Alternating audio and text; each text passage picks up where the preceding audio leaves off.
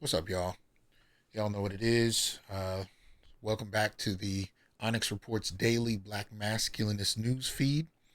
And today we got one dealing with this kind of series I've started on this question of whether or not 2021, really 2020 to 21, has offered black women a new deal.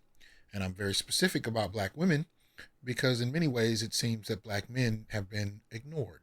So we're going to get a few things done in this video. We're going to review a couple of the offers that are being extended to black women to really kind of back up what I'm saying. And then we're going to actually explore where black men are versus where people think we are. Right. So first and foremost, as we get to our news feed here, what am I talking about? Why am I talking about a new deal? Right. Well, mainly this starts with an article I saw about a week ago coming out of Visa, right? And you can find this piece on blackenterprise.com, right? And it is compelling to say the least. So let me get to why. Um, so it's entitled Black Women Business Owners Can Apply for $10,000 Grants from Visa, right? And this is important, right? Because especially during a pandemic, right? When this whole question of mom and pop businesses, small business ownership, black owned businesses, whether or not they would be able to sustain themselves in the midst of the pandemic. Those were important questions and real, from especially across the black community. But when I started to see these grants popping up here or there, grants from the city, grants from the state, grants, federal grants, philanthropic private grants, what I noticed, corporations, what I started to notice was this consistent stream of these grants only really being offered toward black women. So as I've been saying, there have been some that have been geared and targeted on the basis of race, some on the basis of gender, and then you have this particular segment for black women. I have not seen one yet for black men. From the onset of the pandemic, targeted at black male-owned businesses, particularly in response to the lack of capital in general across black businesses, but especially during the pandemic. Right? Haven't seen one yet. And this is a problem because, yes, black businesses are going under and they do need support, but no one's actually thinking of black men. Now, can black men survive and stand on their own? Not even addressing that question. Black men have been doing so and have been doing so for generations. But you got to kind of peep how this thing is going, especially when folks with resources come in and start targeting which aspects of your community should get support and which ones shouldn't. Right? Then you got to see who buys into that and how that in turn begins to affect their worldview and their relationships to you as black men. Anyway, so here we go. Blackenterprise.com. Black women business owners can apply for $10,000 grants from Visa. Here is a disturbing finding. Some 71% of black women business owners across America estimate they can't survive another year under the current pandemic conditions. A new report by payment technology company Visa shows. All right. To help offset that, the Visa's She's Next grant announced on March 4th, and that's some shit, She's Next, grant program announced on March 4th will provide eligible black women-owned businesses across 6 major U.S. cities a shot to win one of 60 $10,000 grants and 1 year I Fund Women coaching membership. 10 grant recipients will each come from Atlanta, Chicago, Detroit, L.A., Miami, and Washington, D.C. The effort is geared to address the needs of local entrepreneurs in U.S. cities with the highest concentration of black-owned businesses and where black women proprietors face challenges. Some of the program's criteria include being a black-owned business operating in those cities for 2+ years with at least an annual revenue of $24,000 or more. Applications are open now through April 16th here, right? I provide the link. The pandemic has impacted all small businesses, but those run by women and people of color have been disproportionately affected. Kimberly Lawrence, head of U.S. Visa, stated in a news release. With this hyper-local focus on some of the hardest hit areas, Visa aims to make a meaningful difference quickly for the communities and their business owners who need it most. Now understand, this is knee-jerk robotic, intersectionality thinking, right? Intersectionality theory offers the idea that black women are the most oppressed, most particularly across race, class, sex, and gender, simply on the basis of it seems like common sense. It's a commonsensical argument. You know what I mean? It doesn't really need to be proved. We hear, women have it bad, black people have it bad. 2 times 2 is 4. Black women must have it bad. No real analysis into the data, particularly beyond just the candy coating, the surface. But with that logic in place, you have highly educated women in particular, but also white wealth in general, right, who look at these surface level arguments, think they're true because they sound true, and then begin to implement policy or extend resources on the basis of that. So this is the importance of research, and this is the importance of data, and available data most particularly, that's put out, for people to consume. Otherwise, you just end up with this kind of, seemingly commonsensical argument that ends up hurting people more than it helps. I continue. This latest action is part of an additional $1 million pledge from Visa following similar moves by the company to assist Black women entrepreneurs. In June, Visa awarded 25 $10,000 grants and 1 year of coaching resources to Black women small business owners. It awarded $10,000 grants to 4 U.S.-based women-led small businesses impacted by COVID-19 in April 2020. The new drive comes as Black-owned businesses continue to play a vital role in U.S. communities, with more than a third led by women. That is reportedly the largest share by any racial or ethnic group. Still, Black women owners still struggle with lack of capital, scant cash flow, and other hurdles despite their economic contributions. Now, the lack of capital is across the Black community because the majority of wealth that's transferred generationally comes through inheritance. Black folk generally have very little of that, and that's not limited to Black women by any stretch of the imagination, right? All right. Plus, Visa has extended its partnership with Black Girl Ventures to identify pressing technological needs of small businesses and provide them with the products and education they need to flourish. Black Girl Ventures is proud to partner with Visa to assist these entrepreneurs and provide a megaphone to each community's most pressing needs, stated Black Girl Ventures founder Shelley Bell. While the Black Lives Matter movement elevated consumer support of these businesses, the movement must continue to lift up these neighborhoods financially and spiritually. So notice that a couple of things just happened in that last sentence. One, they cited BLM, right? So again, you have a Black woman-led organization that began off of black male death, and then in another juncture, another black male death was launched in the stratosphere in terms of international attention, by which they were able to garner resources from all over the world. And what did they do to with those resources? Did they target black males? Did they target policy to protect black males? No. They advanced interest and expanded that interest and built on it specifically for Black women and girls. So that's the bait and switch. So even in the context of what this Black Girl Ventures founder, Shelley Bell, says, BLM elevated consumer support for Black women-owned businesses. What the hell does that have to do with Black men being arbitrarily killed by the police? Don't worry, I'll wait. There's no real answer because it doesn't have anything to do with it. Right? The entire ploy was to push and advance Black women at the expense of Black men because the movement was developed off of black male death, and we don't see any change in that despite how many millions and billions of dollars come into these ventures. So that's one thing. The other thing we saw in this whole question was, she talks about we need to provide a megaphone to each of the community's most pressing needs. Word. What's the pressing need we talking about? Was it the black male death that the organization you were referring to were initially started on? Oh, I'm sorry.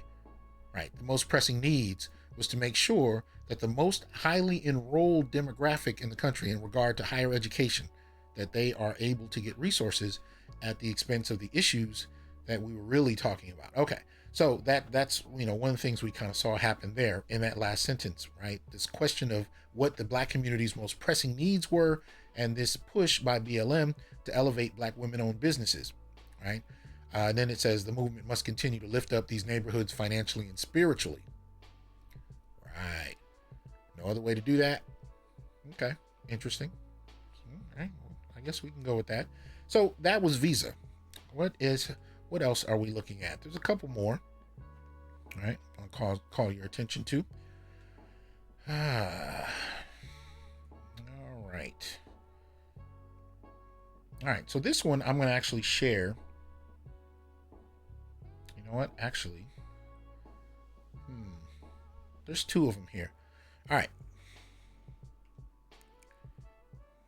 Okay, all right, so let's start with this one. All right, so we're going to look at this one first. And basically, what we have here is Google. right? This is an article that you can find on blog.google/outreach dash initiative. Um, I don't know how the hell that. It's not really a URL that I can send, but if you're interested, you can ask in the comments. I'll send you the link, or you can just Google the title: "Digital Skills Training for 100,000 Black Women," right? So you can see that there. Basically, the highlight of this particular piece that I'm going to check out for you here is highlighted there, right? It says, "Today, we're proud to further that mission by announcing Grow with Google, Black Women Lead, an initiative to train 100,000 Black women in digital skills by 2020, right? The pandemic has resulted in unemployment for millions of Americans, and its impacts are further revealing the economic opportunity gaps that still exist for Black women. During COVID-19, women have accounted for 56% of the workforce exits, and Black women have been particularly impacted, losing 154,000 jobs in December 2020 alone." Now, this is some interesting stuff. When they start playing with the numbers, it gets real interesting. Because we know during COVID-19, during 2020, Black men actually lost years on their life expectancy based on the number of Black men dying to COVID, right? And in terms of unemployment, we know that in 35 major cities, Black men were unemployed up to 40 and 50%, right? Prior to COVID, right? The homeless levels for Black men, especially those post-incarceration, were already high when you consider that the Black community constituted half of America's homeless. And across race, the majority of the homeless tend to be male in high numbers anyway. So when you factor those things in, you really have to look at who is actually impacted. Now, this is not about, competing for the sake of competing. It's not about saying that we have it worse, and so F women and we don't need. No, this is about being honest. And if you're going to give resources to those in need and completely sidestep those who are actually in more need, then you need to articulate that and just say it. We know that there's another population in the Black community that actually has it worse, but you know what? We just want to do this. All right, well, at least you're honest. But when you're dishonest and you start playing with numbers, I have a problem. So let's continue. It says, because 80% of middle skills jobs in the U.S. require proficiency in digital tools, our new initiative will focus on the essential training. We're thrilled to do this important work in partnership with 6 organizations led by Black women: the Links Incorporated, Dress for Success, and 4 sororities of the National Panhellenic Council. Google will train these partners to deliver Grow with Google digital skills training and career development workshops to Black women in their communities. Dress for Success will offer additional career services, including interview preparation, mentorship, and networking to women participating in the program. This initiative is part of a $15 million commitment the company announced in June to help Black job seekers grow their digital skills. Black job seekers? No. Black women job seekers. There's a bit of a difference. All right. So that was Google. All right. So we got Visa, we got Google. Who else we got? Wow. Look what we got here. All right. Goldman Sachs throws its golden glove in the ring. Right. Says Goldman Sachs pledges $10 billion to support advancement of Black women. Right? Somebody got picked. Question we really need to ask is, picked for what? Right? So according to this article, which is on the CNBC.com website, right? I'm going to skip past the key points. I'm actually going to delve into the article itself. Goldman Sachs said Wednesday it will commit $10 billion over the next decade toward advancing racial equity and economic opportunity for Black women. The new initiative, called 1 Million Black Women,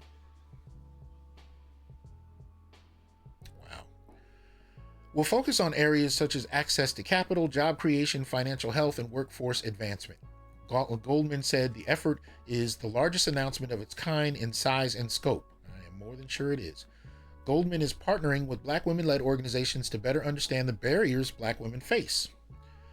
The bank will also invest $100 million in philanthropic capital over the next 10 years. The targeted funding will take the form of direct investing as well as grants. The firm said initial investments are underway. The program's goal is to positively impact the lives of at least 1 million Black women by 2030, and its advisory council includes former Secretary of State Condoleezza Rice. Goldman's announcement comes as employees, shareholders, and society call on corporate America to do more against systemic racism. A slew of companies have announced new diversity and inclusion measures, but it's still unclear whether these initiatives translate into real progress. In conjunction with its funding announcement, Goldman released a report called Black Womenomics,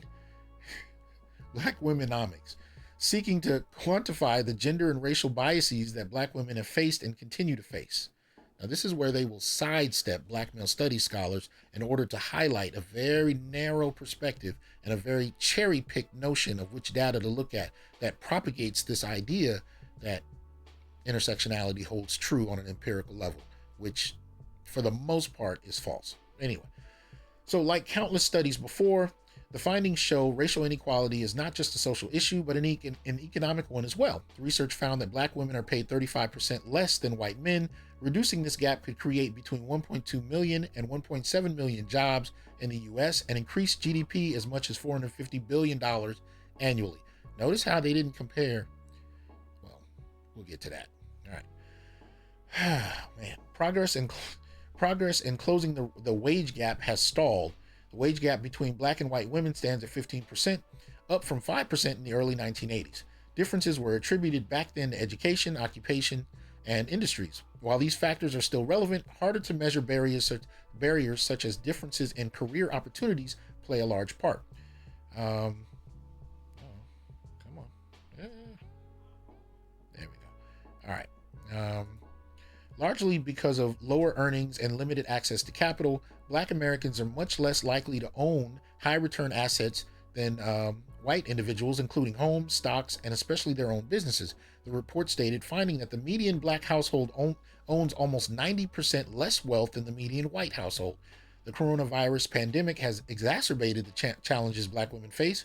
February jobs data showed a 5.9% unemployment rate for women overall, while the figure for black women stood at 8.9%. All right.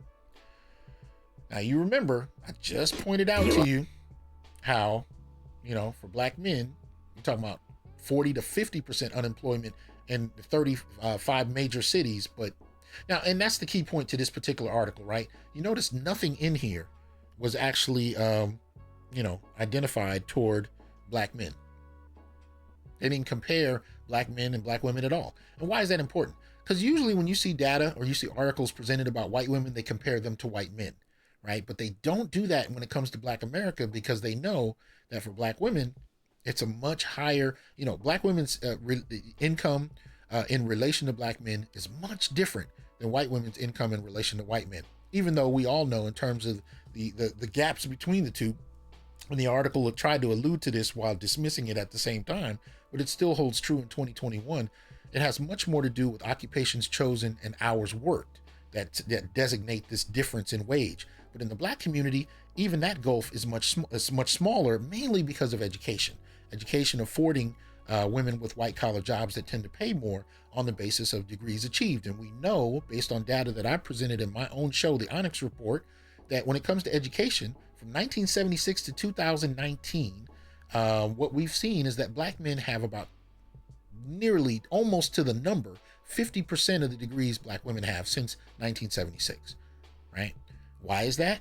Because in the 70s, when they were already providing a financial floor for black women, they didn't provide for black men, that we generally refer to generically as welfare, which includes a number of different measures from housing support to utilities to food, so on and so forth. Black men weren't offered those options. And then when they decided to open up the prison industrial complex, after initiating a war on drugs, or at least allowing it to function and flow through black communities while providing limited low quality education, fewer jobs. You actually had, at the same time, you had this industrial push where jobs left the country. Well, the way that hit black neighborhoods was devastating. And the methods that black men had been using since World War II for labor were essentially gone. So the war on drugs, this drug influx into black communities became its own economy, but it also became a funnel to putting black men in prison if they didn't get killed in this entire process. So you had prison and death for one demographic, you had welfare and college for the lower and middle class aspects of another demographic. Fast forward 50 years, and you have a difference that I'm going to point out in a minute, but it's not quite what you think. But it's still nonetheless impactful. Black men are devastated, and yet nobody's talking about that. But education becomes one of the key differences in how black men and women are able to sustain themselves, right? So, hold on here. Let me get back to my screen. So this is one of the things you see when it comes to the differences we live, right? So now we've got Visa, we've got Google, we've got Goldman Sachs, all making heavy investments in Black women, a demographic that our country has been making investments in at least since World War II, right? With what I mentioned earlier. But what I want to point out that goes with this in a way that many don't necessarily recognize is that Black men actually are doing better than people think, despite barriers, right? We're not helped. We're not offered help. Nobody goes out their way institutionally to help Black men. We actually, if we do get help, it's based on policies that are broad and impact large demographics, right? People of color politics, poor people politics, or I should say policy, right? Those things, those become the only kind of help we get, but it's never targeted at Black males, despite how we tend to suffer in greater numbers in very key areas, right? So I pointed out unemployment, I mentioned homelessness, I talked about incarceration. No policies that directly and on a significant national level help Black men that are suffering from these different areas. But despite that, how many of you knew that 63.9% of Black-owned businesses were run by men? Right? All this talk we've heard, especially over the last 5 years, about how much Black women have advanced in terms of entrepreneurship. They have more businesses than any other demographic coming up in a short period of time. And then also they have a greater percentage of businesses in their community than other racial groups of women have in theirs. And that is significant. I take nothing away from that. But what I haven't heard anybody mention is the percentage of businesses actually owned by Black men. See, Black men are either not mentioned or were mentioned as incapable, transient, trifling, you name it. And that's become, in many circles of the Black community, the dominant perspective about Black men. Yet, the majority of Black-owned businesses are actually run by Black men. Interesting. Well, let's go further than that. According to the BLS data, the Bureau of Labor Statistics data that I went over with BGS in one of my shows a couple of weeks ago, what we found is that when it came to employed Black men and women, Black men still earn more. Even on the lower income scale, even when you account for age, Black men still earn more at every level, right? Interesting finding, especially going against the stereotypes that Black men are incapable, and again, trifling, right? Well, let's take it further than that. What else can we say about the state of Black men? Well, quite a few things, actually. If we look at this report that came out in 2016, right? Center for Global Policy Solutions by Algernon Austin. When we found at least four key areas that I want to point out. One, Black men had the fourth highest number of firms with no employees. Black women had the highest.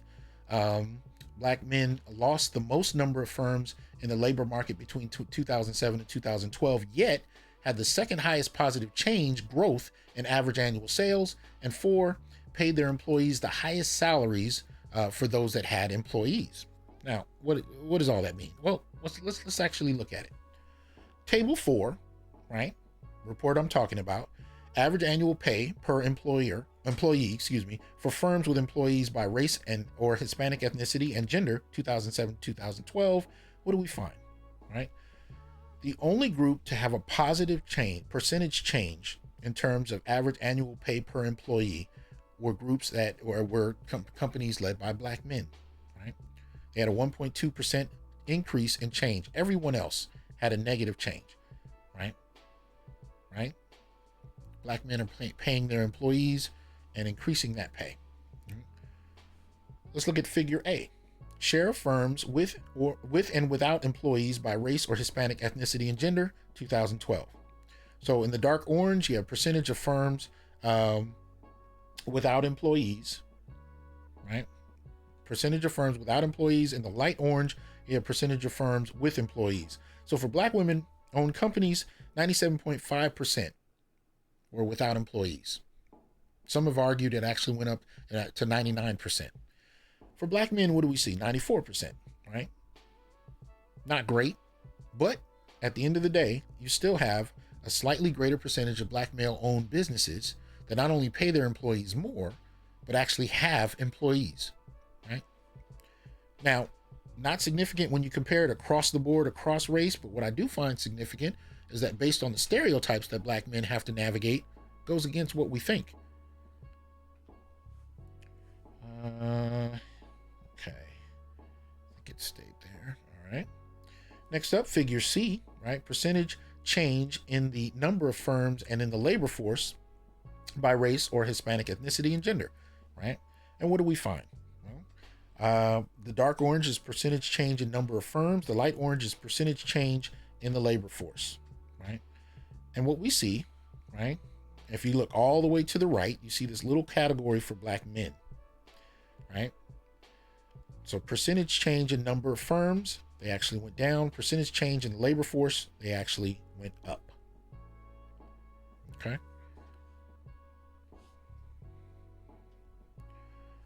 And then the last one, percentage change in average annual sales for firms with paid employees by race or Hispanic ethnicity and gender, right? And what do we find? Black men actually had a positive change in average annual sales for firms with paid employees. Now, why do I bring these up? I bring these issues up because contrary to what we think, right, black males are actually striving and moving forward, even if it's at a slower pace than what many of us would like, more so than people think, right? But here's the thing. How does that compare overall with the group that seems to be getting all of this attention? Well, for the most part, black men are doing better and worse than black women. Black women are actually in the middle in that regard.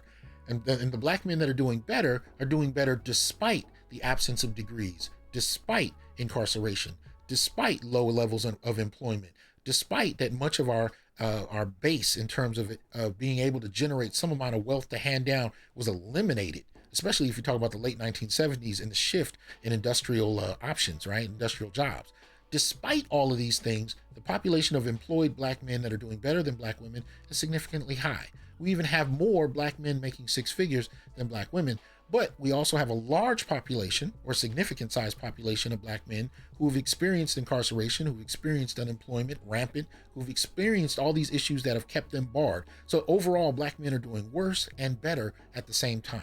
And there's no acknowledgement of either when these reports come down. None. And that's one of the things that bothers me most about this. It doesn't matter whether we're doing better or worse. The degree to which black men are ignored seems to be consistent and seems to be acceptable to far too many people. So much so that the reasoning behind, and I've said this before, behind this particular focus on black women, right, is to create a new buffer class.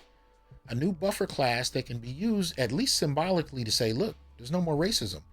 You know, black people are doing well. But when you invest in one demographic at the expense of the other, especially when that's the demographic that you see being shot dead in the street, or that's the demographic you see or don't see, right? Taking up the numbers of the homeless, or the ones who are going in and out of prison, or the ones who are at home with an ankle bracelet on, those kind of things get kind of washed away.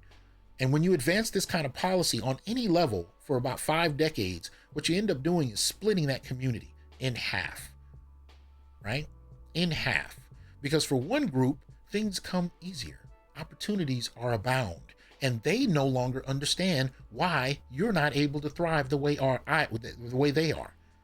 These are the kind of things that brothers contact me with and tell me about when it comes to dating, mating, or interacting with black women, whether it be in a college classroom or just out on the street. The idea being, well, I've been able to do well, you're not doing as well, so something's wrong with you. Or I can't find a man that can offer parity to what I bring financially to a relationship, completely oblivious to the policies and the practices that have been put in place to advance her, right? And black men, in order to have parity, have to do so without such support. But for the black men that have done so, there's still no acknowledgement. There's still a moving of the goalpost, as it were.